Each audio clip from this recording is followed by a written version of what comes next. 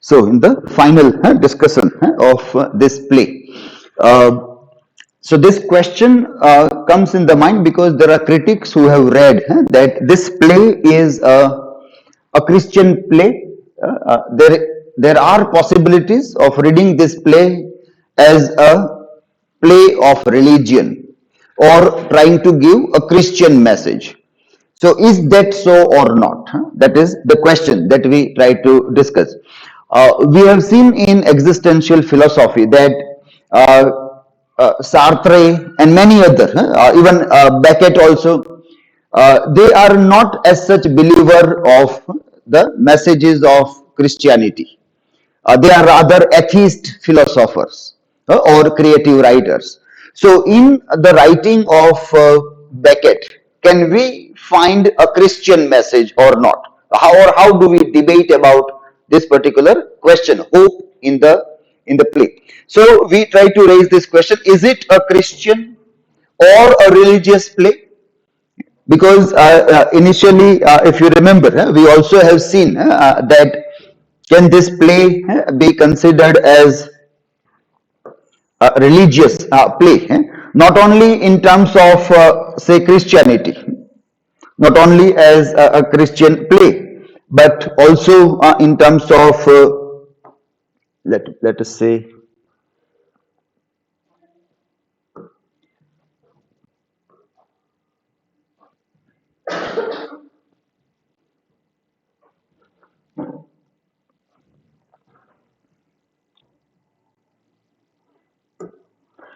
not only in terms of what we call it as a Christian play, but also religious.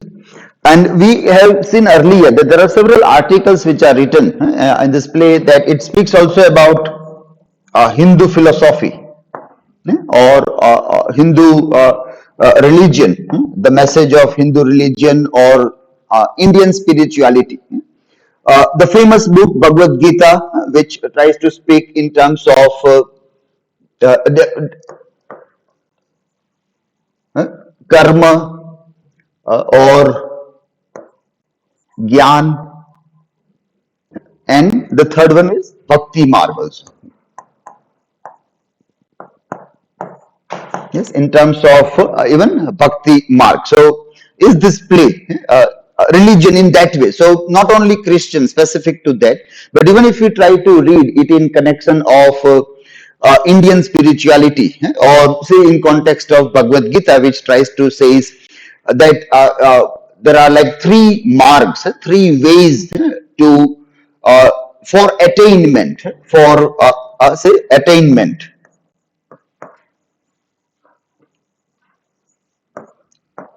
Something more spiritual, much deeper than achievement. Something more spiritual or deeper than what we merely call it as achievement. So in that way, it also like would say how the Bhakti Marg will try to speak about maybe not doing any karma as such, or not even pursuing intellectual pursuits. Yeah? Bhakti Marg will be walking on a different path altogether. So, in that context, is this play a Christian play or a religious play or not? Or rather, we will say that being an existential philosopher or supporter of that ideas, is hope a mere evasion of the suffering and the anguish? So there is a kind of facticity, yes, a kind of facticity here of existential dilemma. Is that what is evaded in the name of hope in this play or not? So that is what we see. So we locate this question in this context and then try to see that. So this waiting and the kind of a mutual interdependence that both these characters have, Vladimir and Estragon, specifically that pair of character, that tells us both these things. One is waiting, and second one is this mutual interdependence of these characters, that tend to say that these are rather Christian values. Christian values. So we recall another famous poet here. We recall another famous Puritan poet, John Milton, on his blindness. In a sonnet on his blindness, he used these lines that God doth not need either man's work or his own gifts. God does not want man to work, like karma comes here, or even the gifts also. They also serve who only stand and wait. They also serve heaven, divine God, who only just stand and wait. So even this act of waiting, or any kind of thing that people are doing as a part of waiting, they may be repeatedly writing the sacred words in some books, or just murmuring the sacred phrases, shlokas, hymns, with the help of some beads in the hand to memorize how many they have counted repeatedly. It goes on and on. Maybe they also, those who only stand and wait, they also serve the God. So in that context, this idea of waiting is very much a Christian idea. Or let us extend that to any other religious idea also, theological idea as such. And mutual interdependence is speaking about this Christian charity, which says that love thy neighbor, care for thy neighbor. So here for Vladimir, this is estragon. So Vladimir, who remembers Bible, who remembers Gospels, who remembers the story of two thieves, four Gospel writers, remembers Christ also, and the other fellow who has perhaps forgotten those things. He is uh, lovingly treating his fellow, like he is singing lullaby, so that he can sleep. When there is a cold, he offers his coat also to his fellow being. So this is like uh, your need is greater than mine. Thy need is greater than mine. Love the other first, then yourself. If somebody beats you on one cheek, offer another cheek. So that is, these are Christian charity idea, that let his anger be out. So these are all those messages. One can say that, well, this is what is famous for Mahatma Gandhi. So these are like it is found in most of the theologies. In one or another way, people would tend to interpret those things, but it was Jesus Christ who gave all these messages, or at least the gospel writers told us that Jesus wanted people to love each other. Not at least that idea of love is in a way that if you don't love, it is okay, but at least don't hate each other. So that is what is the concern. That if you cannot love, okay, fine, but at least don't hate the Christian charity message that comes there. So in that way, this pair and their behavior seems to be very much like a Christian play, or let us say any religious place, because in many religions we will find these kinds of messages about doing charity for the fellow being who is in need of anything, food, sleep, companionship, just to listen dreams, if nothing else. Just listening people's dreams or listening people's worries also is a great act of charity. Sometimes we can just be a dustbin for somebody's anguish only. You just go at some place and people start telling that this is like that, that is like that, and let them throw their anguish in you. You carry the anguish and come home. You may feel like I am a dustbin for somebody's ideas and they keep on pouring all those things to me. Well, fine, but the other people are relieved. Those people who have thrown their dirt, or let us call it excess of those kinds of emotions, so they feel cathartic. So you have done a good charity by listening to some of those anguishes of the people. Those people are relieved that they have told those things to somebody, and you have been very sympathetic to those people, telling that, okay, this time also will pass. You were like very full of compassion towards that person. You didn't say that person that it is all your fault only. You didn't say that it is all your fault. You said that, well, fine, don't worry, things will change. Next day will be a better day. So that way you console the people. These are all theological idea of charity. It is not always like giving money and donations. But if you have a carrot, you give carrot. If you have a turnip, you give turnip. If you have nothing, you give offer your coat, your own clothes to the fellow, or you sing a lullaby, or you just listen. Those things. So that is this idea. That is where this concept, the hope that stands as this one. So faith in the act of wait puts the two tramps on a higher realm than Lucky and Pozzo. So secondly, when we compare this pair with another pair of characters, that is Lucky and Pozzo in the play, so they are on a better realm because they are at a phase where they know they have to wait for something, whereas these people are still on the way. They are still on the way. They still have not realized the idea that you have to stand and wait. You are not supposed to just keep on moving on.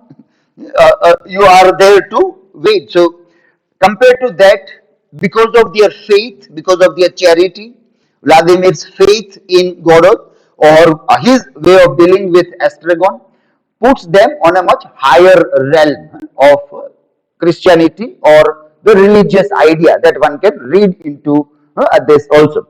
So that way we try to justify that how Christian interpretation or religious interpretation is possible in of this play also.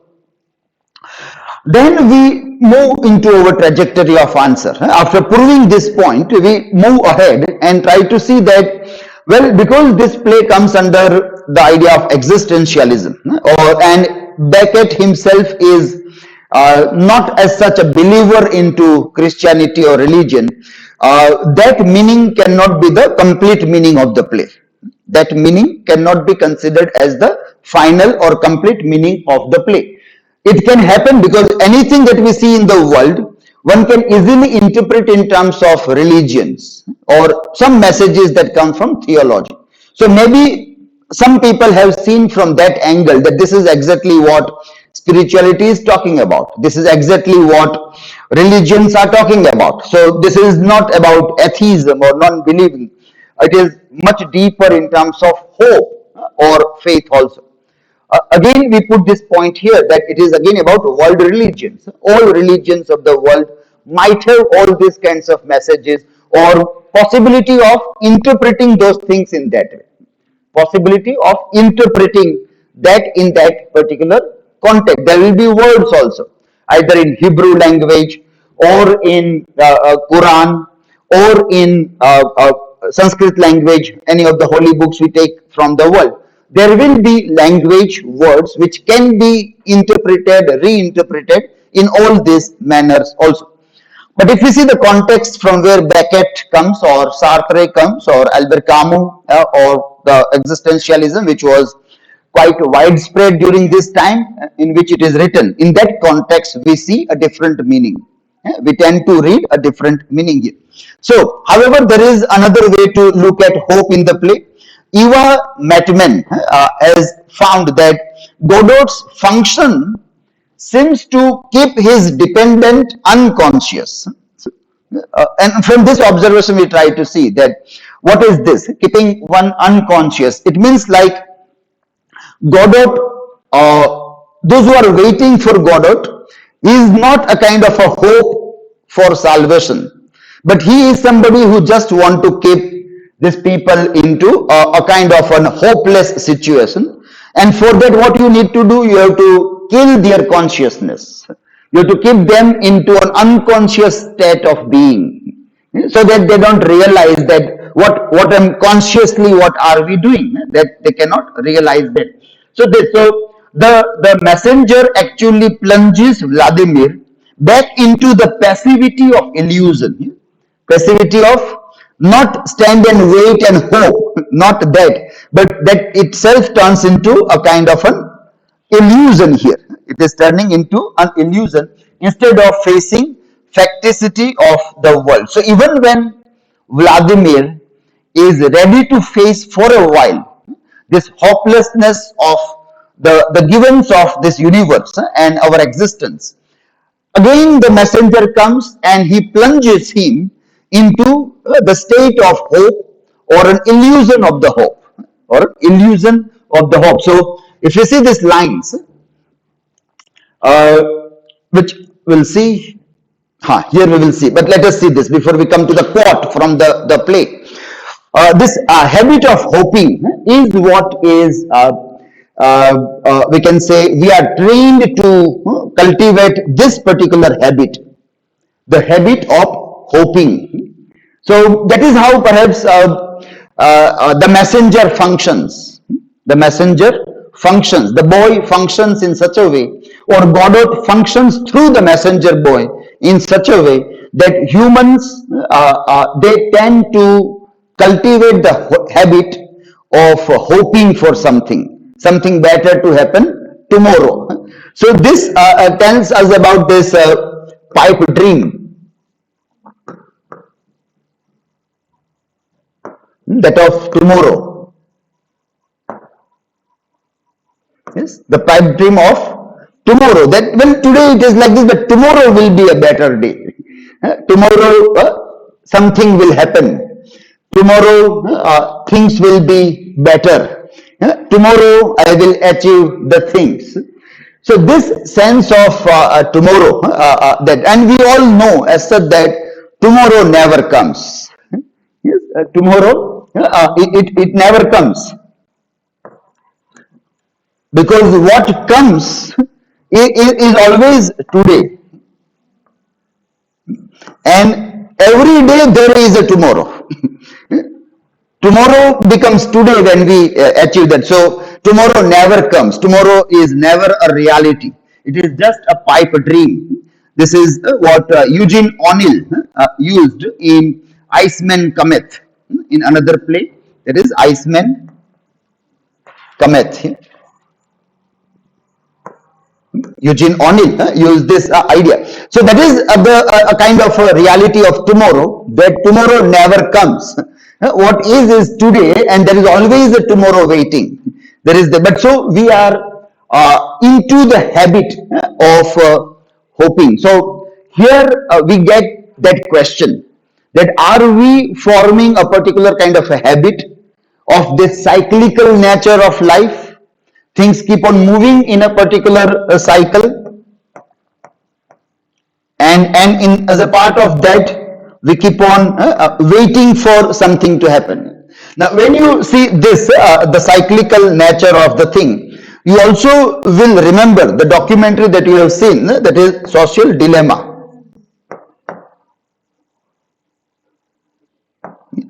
That what is social media doing to us? Social media also actually is doing the same thing which Godot is doing here in the play through the messenger boy. Forming the habit of hoping, forming the habit of tomorrow. So while people are watching reels, or while they are scrolling down the social media page, either Facebook or Instagram, then constantly something keep on happening, and perhaps we are hoping that I will see something better, something better, something better, and then we, in the hope of seeing something better, we keep on watching so many things. And at the end of the day, after wasting 3, 4, 5, 7 hours, we realize that, well, I gained nothing from this. It was a mere wastage of time. The burning sensation in the eyes makes us alert to the reality. That, what have I done for so many hours? I have just wasted my year. What is my gain at the end of the day? Then maybe anxiety or some kind of jealousy, because people always put a better self of them on social media. People always put a better self of them.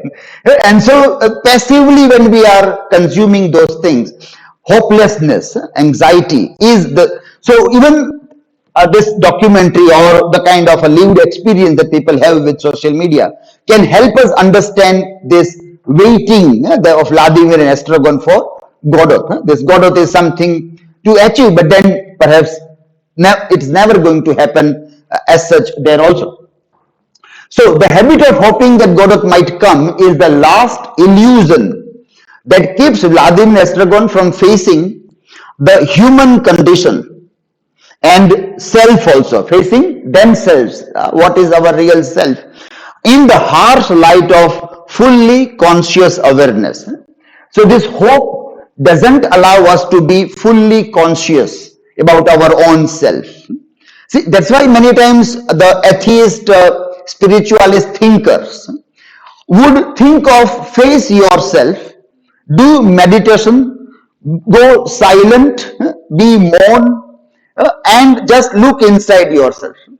Any kind of hope of any avatar or the second coming or the messenger coming is not going to allow you to face the reality of yourself. So who can give those advice? Those who are not having faith in the recoming of either son of the god or messenger or avatar. Only that person can tell that face yourself rather than doing this. So this messenger boy here, Eva is telling in that context that the boy doesn't allow, perhaps Godot wants humans to remain unconscious to their dilemma or their predicament or to their condition. He don't want us to face our own condition more realistically, which is a very harsh reality of that. So that is this. So it doesn't allow, perhaps for a brief moment, Vladimir is aware, for a brief moment, is aware of the full horrors of the human condition when he says this. The air is full of our cries. The air is full of our cries, but habit is a great deadener.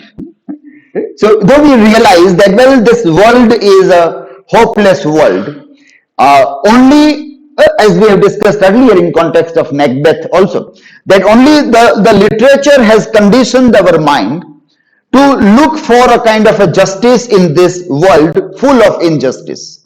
The literature has given us an illusion to look, and it is not so easy to unlearn what is going around us as different kinds of languages, dialogues, and discourses. So many stories are there in and around that doesn't allow us to look or question the very idea of poetic justice, the very idea of poetic justice. So even this is poetic, and poetic itself means imaginary. What is poetics? Poetic means imaginary. It is in that way not so real. Not so real. That is that. So that but the habit, when it is becoming a habit for us, it is a deadener. It doesn't allow us to go beyond the things. Then he looks at Estragon, who is asleep. Looks at Estragon, who is asleep. Now, Estragon goes to sleep really also. But then in a real human condition, there are people who deny to see the reality.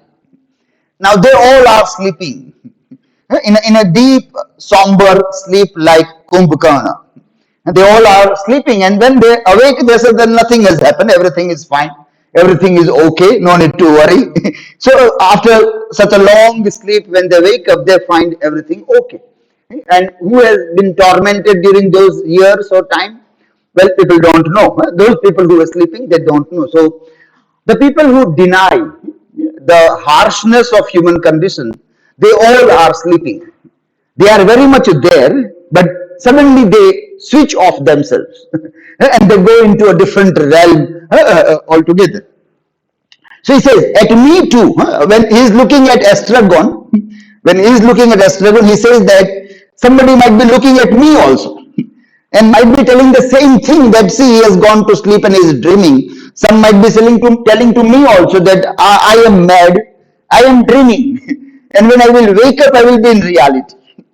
So how do we know that are we living a real life or are we in the dream?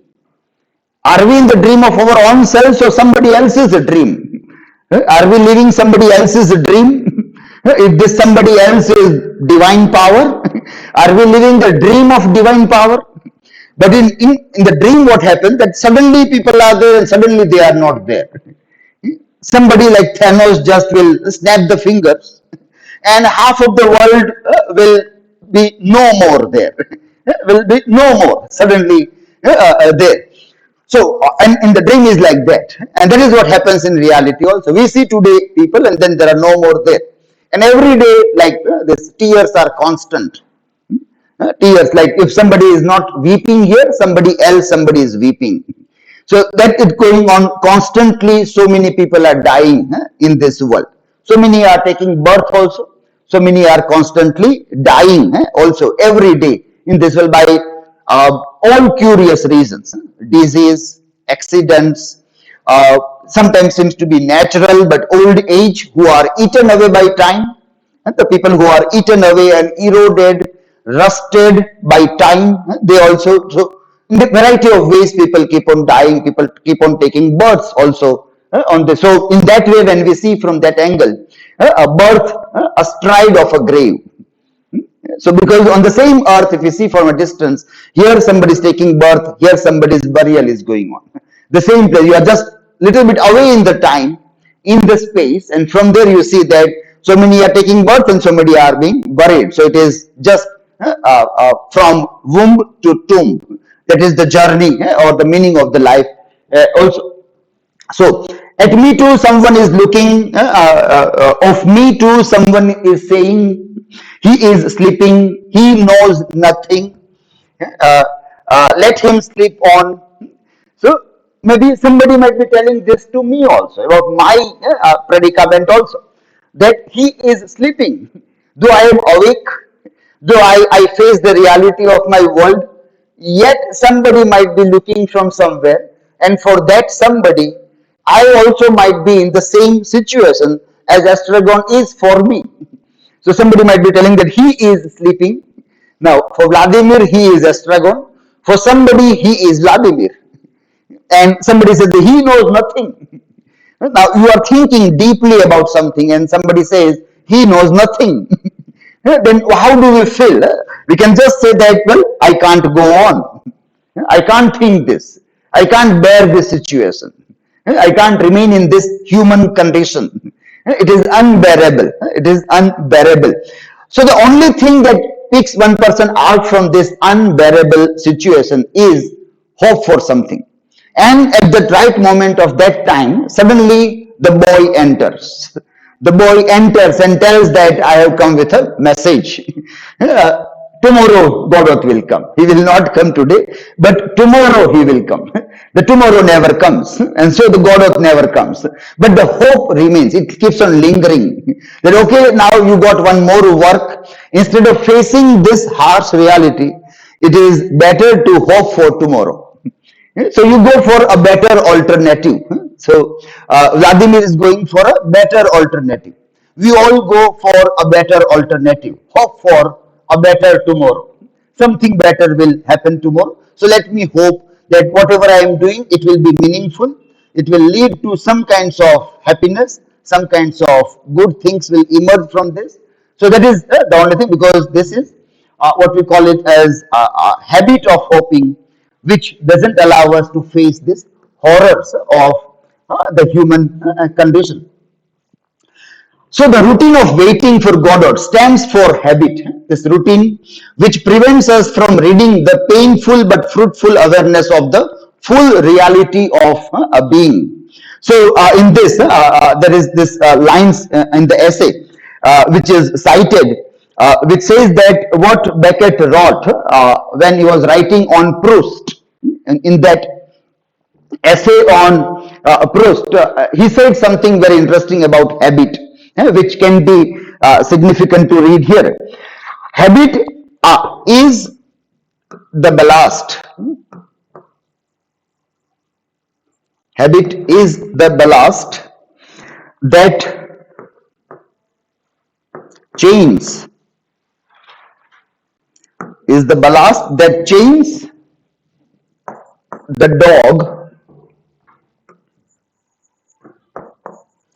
to his vomit. Yes, habit is the ballast that chains the dog to his vomit. So this is how, like, the way dog would be tied and chained to the vomit and would keep on licking its own vomit also. It will keep on licking that. So that is something a habit can do. So we keep on licking our life. So we keep on loving our life, whatever it is. But for us, it is something like a sweet thing. For somebody, it can be nauseatic. Somebody will feel that feeling of vomiting, nausea. But for the one who is habituated of living that life, it is a beautiful life. So how this he says here. So here he says that habit, breathing is habit.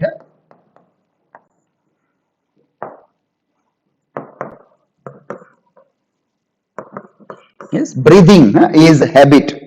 The same way life is habit.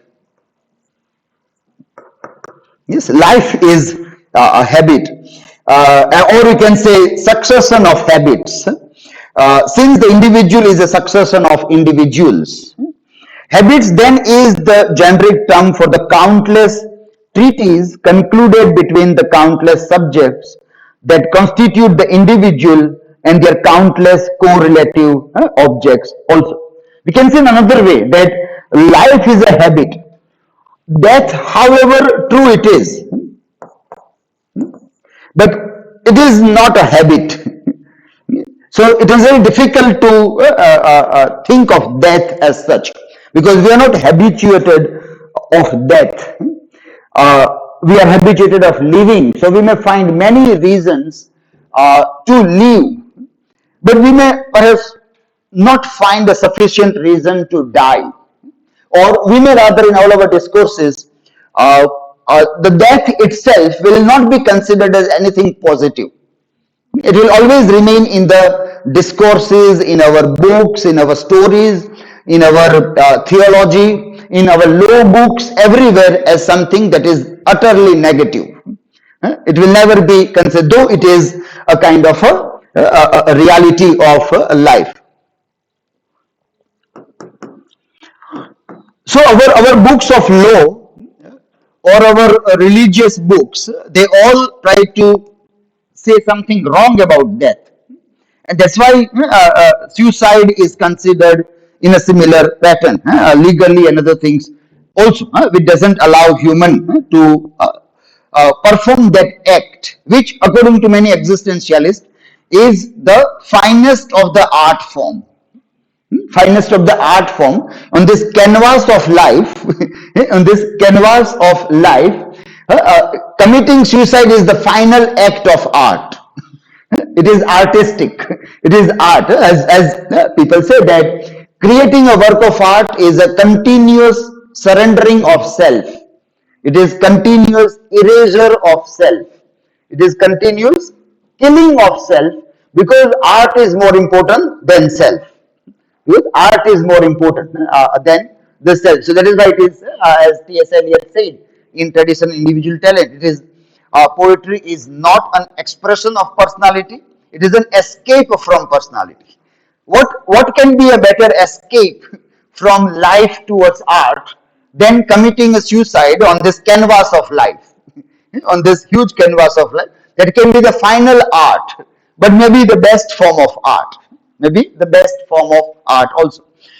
But that is not allowed to, because we are habituated to life. Julian Barnes, in this novel, Julian Barnes, in the novel The Sense of an Ending,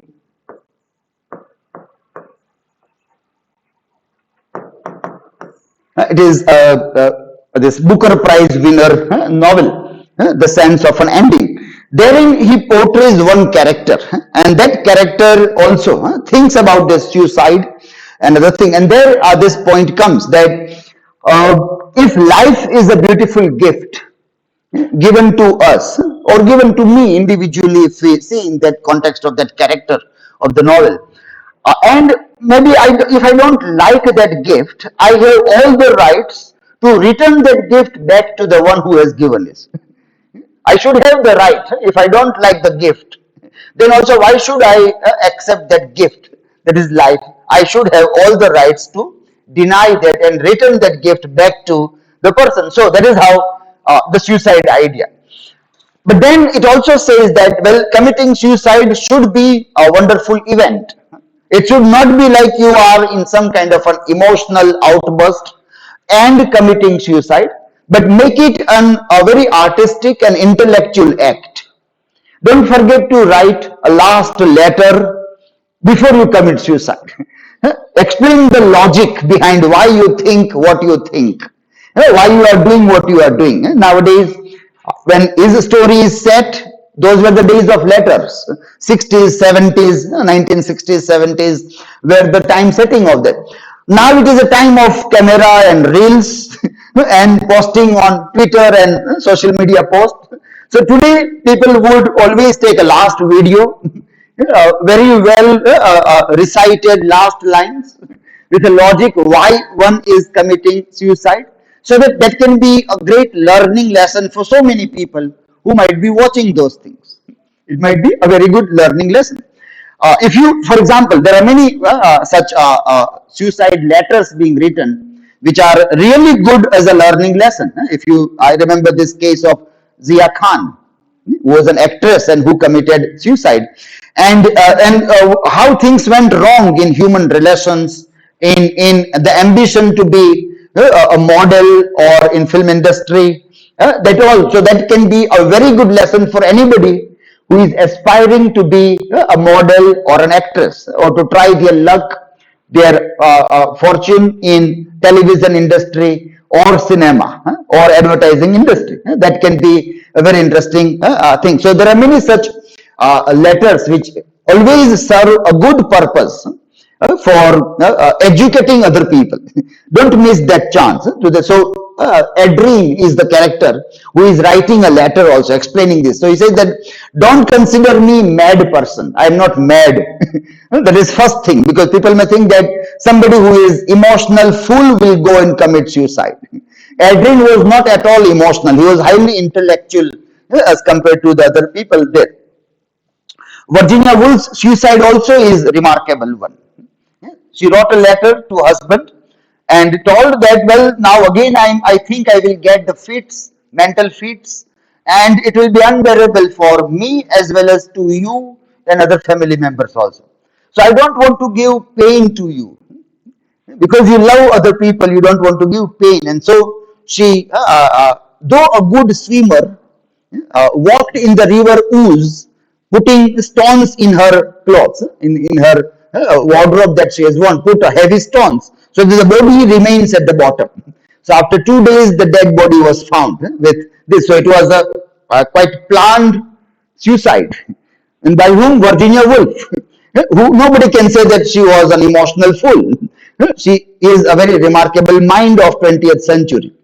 A very remarkable mind who has thought so deeply about the human condition in context of women's condition. The women condition, we can say. Here they think of the human condition, and then she also committed. Great many writers are there who might have committed suicide, who the writings of those people who give hope to so many people, they might have committed suicide also. So, but that way we are not allowed to see. That way we are not allowed. Adrien writes a letter, explains his case, that this is not something that he is doing out of any emotional outburst, but very rationally thinking that. And then the act, how will you commit suicide? What will you do? You have, like many times, Google gives the data that what is the thing which is most searched. There also they find that how to commit suicide is the question which is asked time and again, many times. So people keep on getting ideas that what is the best way to commit suicide. So, well, here he says that something like the Greeks or the Romans did, a classical way of committing suicide. There is also classical tradition and there are these romantic traditions also, who just because somebody has not replied a missed call would go and jump in boat around because somebody is not replying or just a small breakup in a life, and would think of sleeping on rail patri and commit suicide. These are all those romantic suicides, emotional outburst, and then there are those logical suicides. Whom people say that, well, I lived my life, I am satisfied, I am happy, and I think now it is time to go. Now I think it is time to go. We know that in religion we allow that. In religion practices we allow. So there are religious gurus, they take samadhi, and they take samadhi when they are alive. They say to their followers that I am going to die, so you prepare and bury me. This, even in Hindu tradition, these gurus are not cremated. Their dead bodies are not burnt, cremation, but they are buried, like Christianity and Islam. So almost like they say that, well, I will die on this, so sometimes they are alive, and the burial things happens. Burial of the living, not the dead. Not the burial of the dead, as Westland says, but burial of the living. And now, as it is not a legal act, police will come and capture everybody. Even the guru will be sitting in the prison. Next day he will be in the jail because he tried to kill himself. He abetted other people to bury me while I am still alive. And he may live 2-3 years also in jail, but not outside. But he was so there it is a pious act. Now that is very interesting that when all kinds of stupidity, if it comes from religion, it becomes always good thing. When it comes from philosophy or rationality, we put it as something that is a stupid thing to do. But just you connect that with religion and all stupidity becomes a good act or a pious act. Also, that is this example of how we allow religious people to do that. We don't allow that to a rational being to act in that way. So he said that I will commit a suicide in a very significant way. Well, he will diagonally cut his wrist, cut on the wrist, where you have the blood vein, where there is directly from the heart that vein comes, and it has a more flow of the blood, and more blood would flow out from that vein. So knowing which vein that is very important. Knowing which vein, we have to watch several videos, because by mistake if you will cut another vein, then what will happen? The way it happened to this heroine in Hum Dil De Chuke Sanam, Aishwarya Rai, she also did that but remained alive. Then it became very difficult to face the people that why you did this. You can't say that we were studying and so I was trying. What happens? You can't say I was doing a demonstration of what we have studied today in the class. So I wanted to see that how the classical way of committing suicide was there. So when we are in hospital and people come to ask, then we say that, well, I was just testing, taking a demonstration. People say that the best way to learn is to demonstrate. So I was doing a self-learning by doing this. So one should know which vein it is, which vein. Or when you take a knot, where should the knot fix? If you want to hang yourself, where the knot should fix, we should. If knot comes here, then we will be hanging, and nothing will happen. We will remain alive, and stool is down, and our legs are hanging, and you have to ask somebody that please come and save me, because you will not die. You will keep on breathing, and breathing is a habit, so you can't stop breathing and die. You have to forcefully stop breathing. So the knot should come here, and not backside. Otherwise, it will be a failed attempt, and you will require somebody to save you from that situation. So in this novel, Adrien says that he keeps a warm water in a tub, and he goes into the water, and then diagonally cuts the thing and hangs the hand outside. So why this warm water? Why in this way? So the logic is that when your blood starts draining out, the body starts getting cold. And then you may perhaps just go unconscious, but you may not die because still there is blood in your body. So if you keep the water warm, then your body will remain warm. And that warm body will keep on pumping the blood outside. So you don't allow the body to get cold, so that the frozen blood may not drain outside and may remain in the body. And when some people come and you are taken to hospital and you are suddenly alive because the whole blood was not out. If you keep a warm water, then so that's an act, a classical act of planning the things in a systematic way. Logically, everything is planned and then it is committed also. But these things are not allowed. In the same novel, the other characters say that he has gone mad. Or the newspaper headlines were always there that a very bright young mind might have gone into depression or into stress, psychological disorder kind of a thing, and so committed suicide. So this all becomes psychological cases. They are never treated as something that is an act of an art, an artistic act as such. So that is how the habit of looking at the thing becomes very significant here. So hope mere an evasion to face reality. And in the final part, we can see that we can connect this hope with Sartrean bad faith also.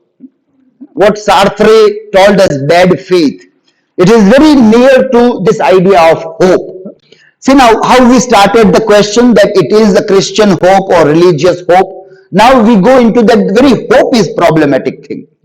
That very hope is highly problematic. That is how we are discussing this, and perhaps Beckett also want to say the same thing through this play also. There are astonishing parallels between existentialist philosophy of Jean-Paul Sartre and creative intuition of Beckett also. That is very interesting. We can connect that in the final part of the discussion.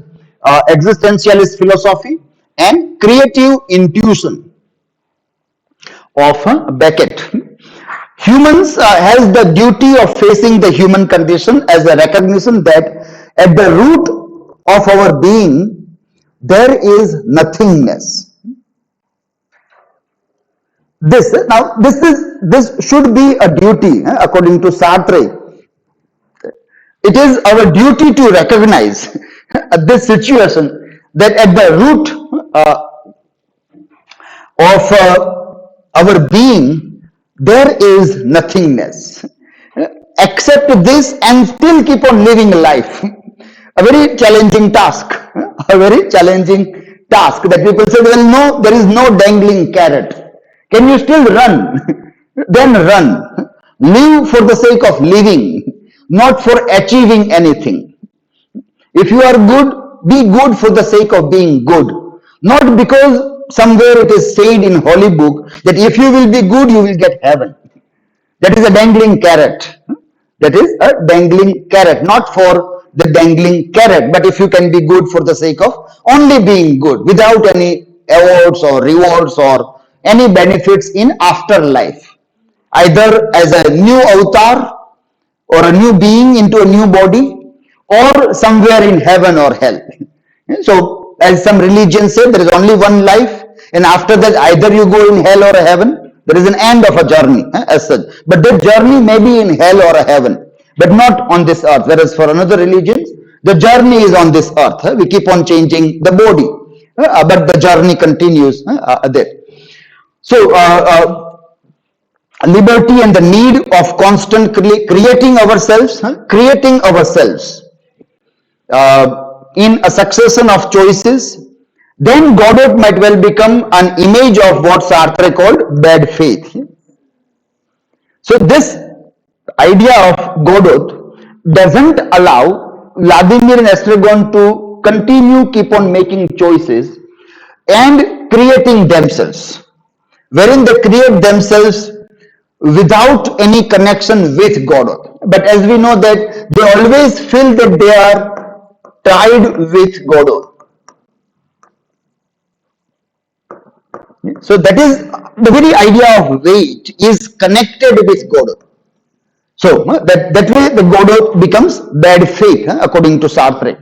The first act of bad faith consists in evading what one cannot evade, and that is what one is. Is the form of be.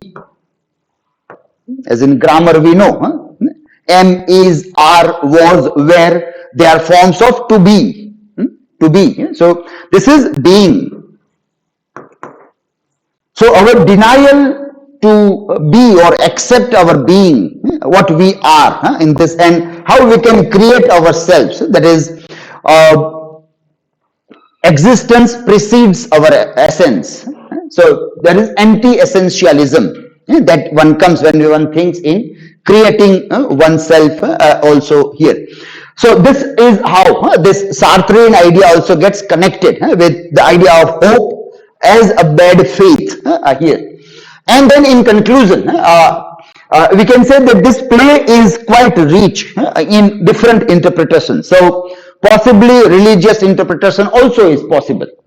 Possibly one can read variety of things in this play, and we find that the richness of this play gives this openness of variety of perspectives to this play. So one can have a philosophical reading of the play. One can also have a religious reading.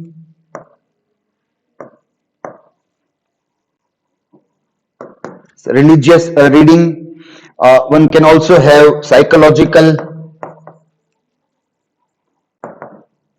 reading of the play, and one can also have political reading of the play.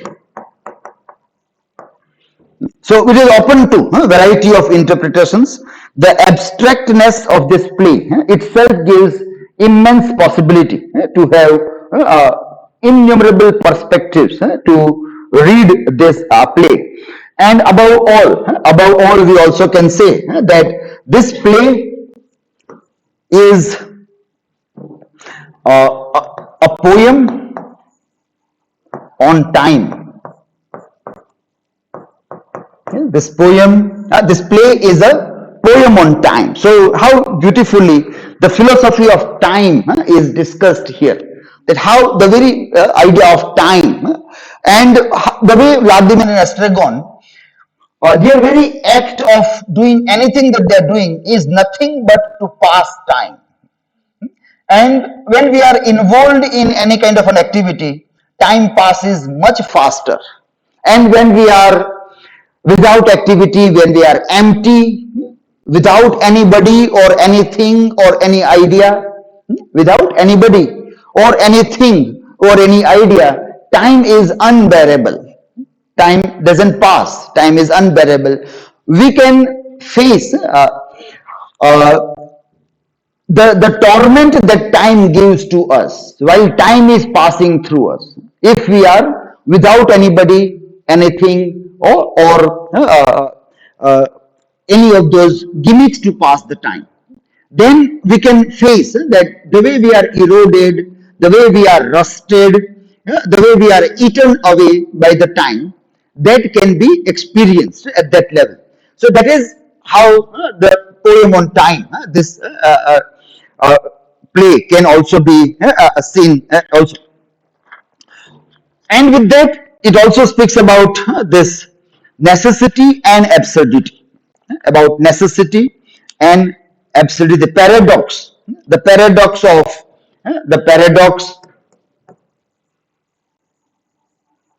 of necessity and absurdity, how this plays a vital role. This. And so the way it is said, with a reference to another novel by Beckett, Mr. Nott's character is there. And the way Mr. Nott's character refers to this, we can see here this that I quote from that, but he had hardly felt the absurdity of those things on the one hand and the necessity of those others on the other. For it is rare that the feeling of absurdity is not followed by the feeling of necessity.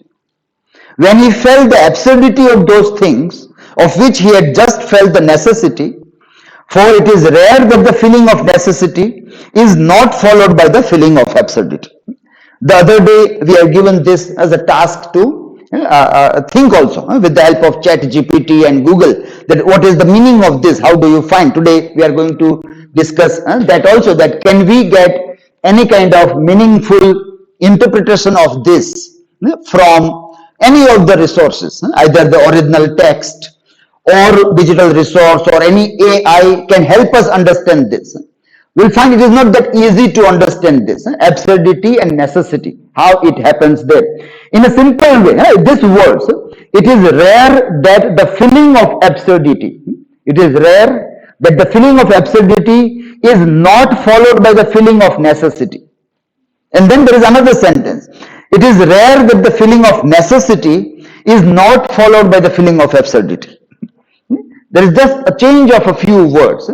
As Beckett has said, that he is much interested in the shape of the idea rather than whether you believe in that idea or not. Do not despair, one of the thieves was saved. Do not presume, one of the thieves was damned. Saint Augustine, that sentence which came here, and that says the same way here also, the same structure with the change, that the feeling of necessity and absurdity, feeling of absurdity and necessity. How do we understand this? If you want to give a very practical example, then we find that we know that taking breath is necessary. Taking breath is necessary, it is there. But if we think the repetitiveness of doing that act unknowingly, we realize the absurdity of doing that. Then suddenly we face the absurdity of repeatedly doing the same thing. And as many times it happens that we get tired or bored. We get bored, boredom for repetitive things. We don't like even other people doing the same thing again and again. But that is the only thing, that if we realize that, well, we also many times do that as a part of a habit. And then when we realize that when I am looking somebody is also looking at me.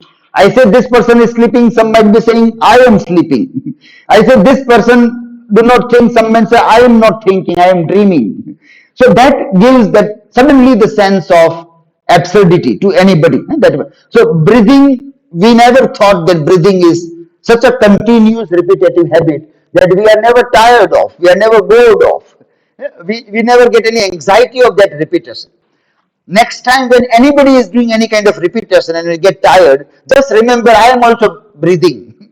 I am also repeating the breath, and then you will not find that thing as absurd as that. Because you are in absurdity. Our own existence is an absurd act of breathing continuously. So how necessity or of breathing suddenly turns into absurdity of breathing. Also, this is much deeper philosophical way of looking at the thing. Also, we can also say this in a different way, that today, for example, when we are students, if we look at the student life or academic life, then we find that, well, getting percentage, passing, those things are very important. They are necessary things, those things. And then people always compare, what is your result?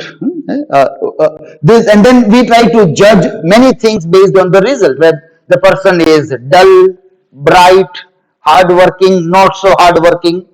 Beyond that, lucky or unlucky also.